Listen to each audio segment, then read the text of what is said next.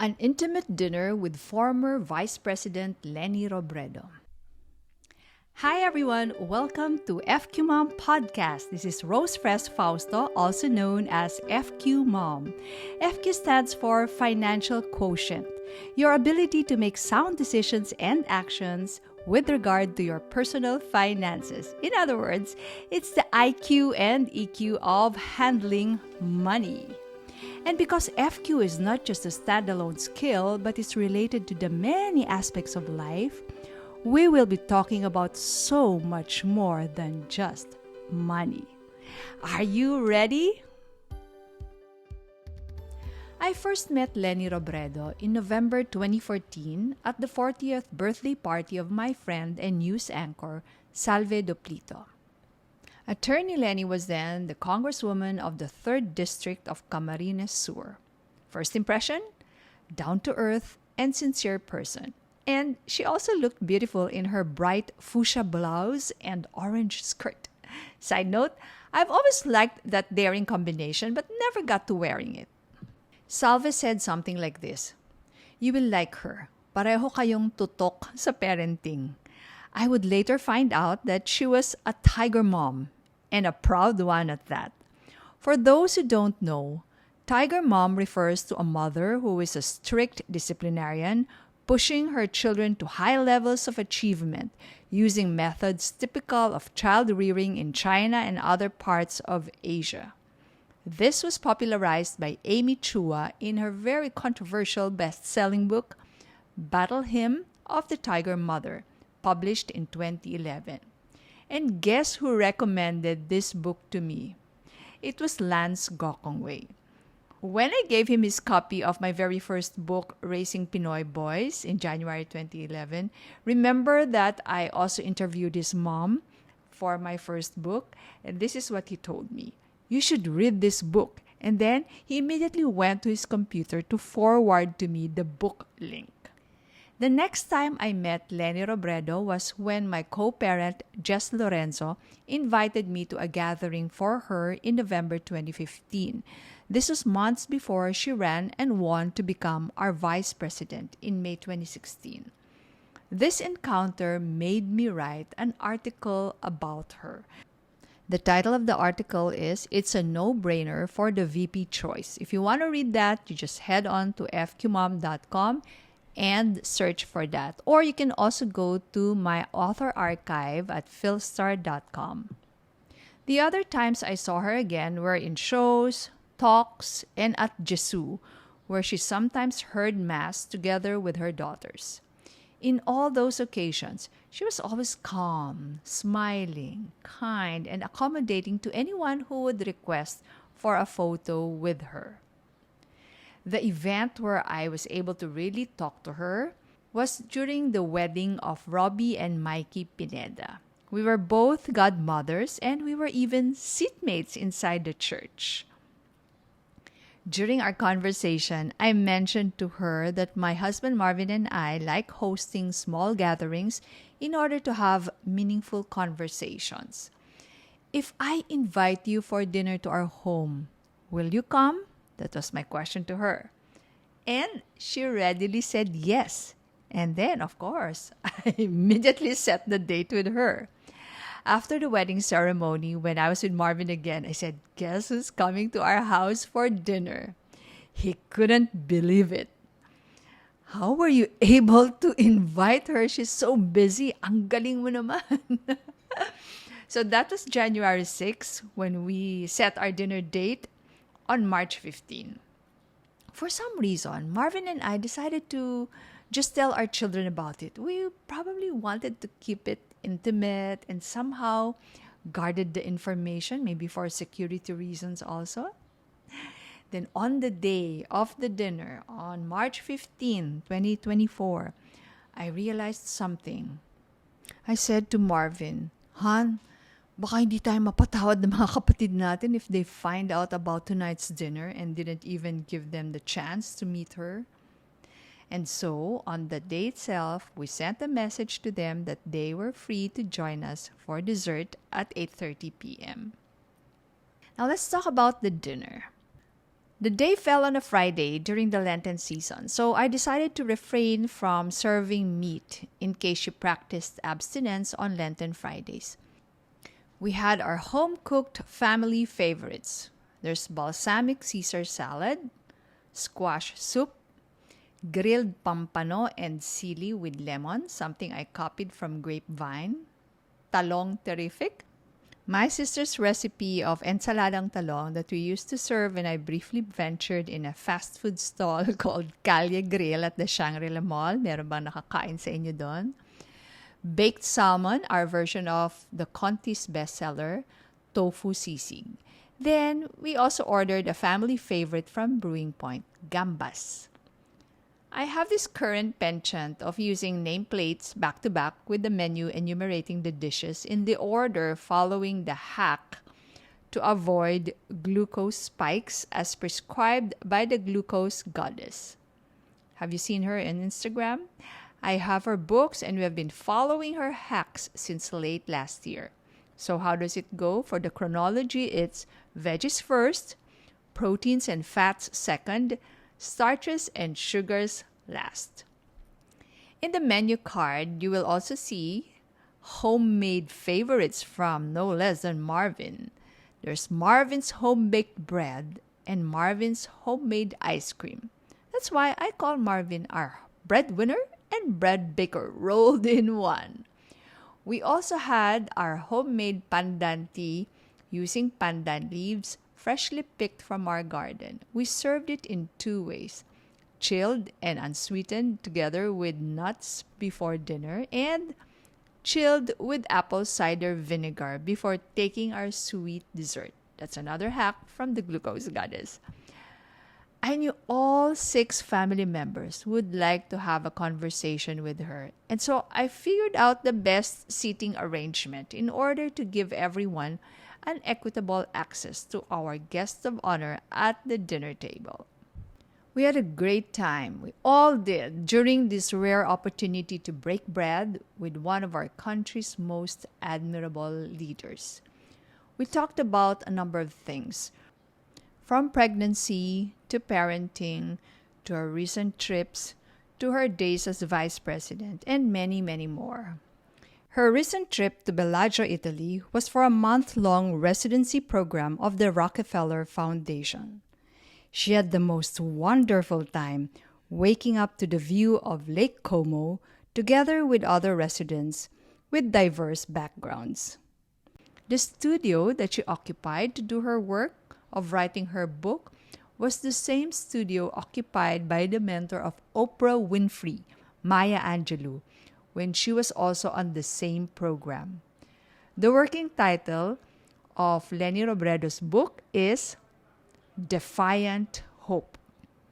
I was happy for my sons to hear her tiger mom moves during the growing up years of her daughters Aika, Trisha, and Jillian, who all turned out so well.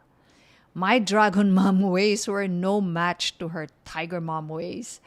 And the thing is, even if all her daughters were not so happy with their mom's strict parenting while they were growing up, they now look back and wonder, asking their mom, had you been stricter with us in certain aspects?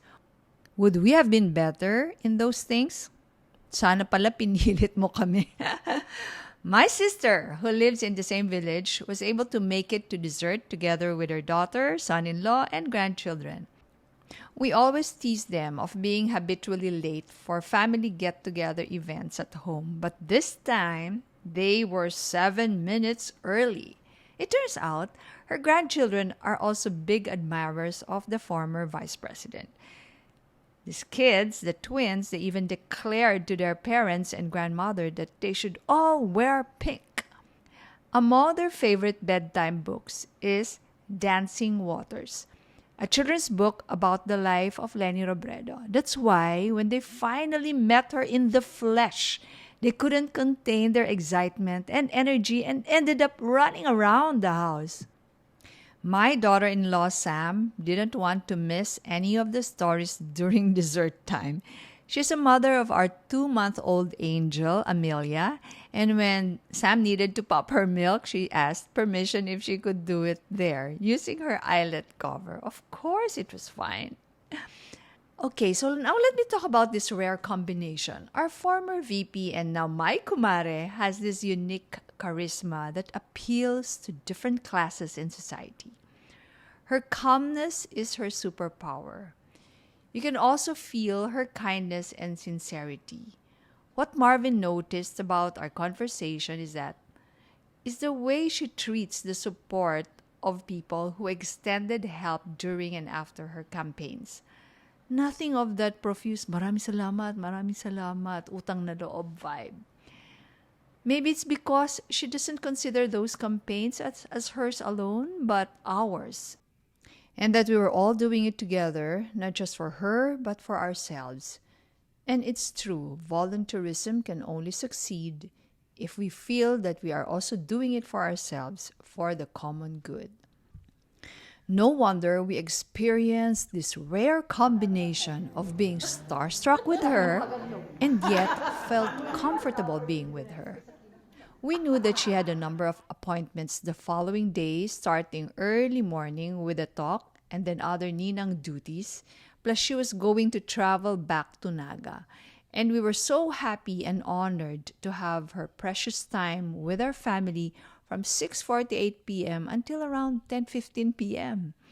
Of course, we had to end it with the taking of selfies with her, and she said, "Sige, unahin natin sila," referring to our household staff. They all had their wonderful quick chat with her. One of them later on told me, she was even teary-eyed, "Mom, talagang nagvo-volunteer ako for her noong campaign at sa mga YouTube videos ko lang siya nakikita. Tapos nakausap ko siya. Sabi nga ng mga friends ko, sana all." My friends who learned about the dinner wondered why I didn't write an article nor post photos right away. My assistant also asked, "Ma'am, why didn't you video interview her? That would have been a nice FQ&2han." Maybe because I just wanted to savor it to myself first. Besides, I'm also on a hiatus on my weekly article because I'm focusing all my writing efforts on the completion of FQ Book 3. But I guess something as wonderful as this can't stay unshared forever. So here I am, finally sharing it now. I wish we could all learn from her, the way she serves and the way she lives her life, no matter what your political inclinations are. It was never in her dreams to be in politics.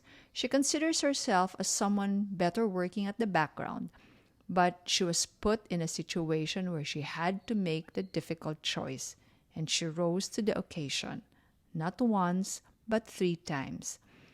She was not treated well during her vice presidency, the second highest post in the land. A lot of us asked her during our dinner conversation how she was able to keep her cool during those times, and her answer was that she doesn't take things personally, and instead of being pissed, she would even try to think where the action of that person was coming from. Indeed, her superpower is calmness, and this gives her the space and peace to avoid getting flustered or reacting on impulse. I think a t-shirt could say it all. Alam niyo yung mga keep calm t-shirt? Keep calm and Leni Robredo on. It reminds me of the Tagalog saying, "Ang pikon ay laging talo. Sore losers always lose." But she also learned her lesson about the flip side of being too dead man naman. When it comes to nasty lies, mga kasinungalingan. In an interview with She Talks Asia the following morning after our dinner, she said, "My being calm and not reacting is both good and bad. Good in the sense that I wasn't affected, but bad in the sense that I wasn't able to respond to the disinformation in the manner that I should have. For example, ang daming kasinungalingan na yung tinatapon sa akin, pero ang instruction ko, do not dignify. They are not true anyway." But then we realized too late that it was the wrong response because when we did not offer an alternative narrative, pinaniwalaan yung narrative ng kasinungalingan. That's how social media works on algorithms. So kahit nagfa-fact check ka, ang fact check mo nandun lang sa echo chamber mo. So that's what she said. Another topic of conversation we had was how her staff were all young ones. Were not the flighty millennials jumping from one job to another. They were idealistic, but they stayed on, most of them until the end of her term. This is also a reminder for all of us who are frustrated with what's happening in our country and the world in general. We just have to do our best given our space and skills.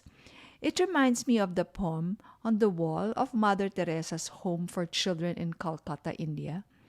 And I wish to end this with that poem. Do it anyway. People are often unreasonable, illogical, and self-centered. Forgive them anyway. If you are kind, people may accuse you of selfish, ulterior motives, but be kind anyway. If you are successful, you will win some false friends and some true enemies, but succeed anyway. If you are honest and frank, people may cheat you. Be honest and frank anyway. What you spend years building, someone could destroy overnight. Build anyway. If you find serenity and happiness, they may be jealous. Be happy anyway. The good you do today, people will often forget tomorrow. Do good anyway. Give the world the best you have, and it may never be enough. Give the best you've got anyway. You see, in the final analysis, it is between you and God. It was never between you and them anyway. So thank you very much for joining me in this podcast. And if you want to learn more about FQ, just head on to our website, fqmom.com, and subscribe. And I'd also like to see you on my socials. It's FQMom on Facebook, the FQMom on Instagram. And I hope that you're following this podcast already. Maraming salamat. This has been Rose Fresh Fausto wishing you all a high FQ.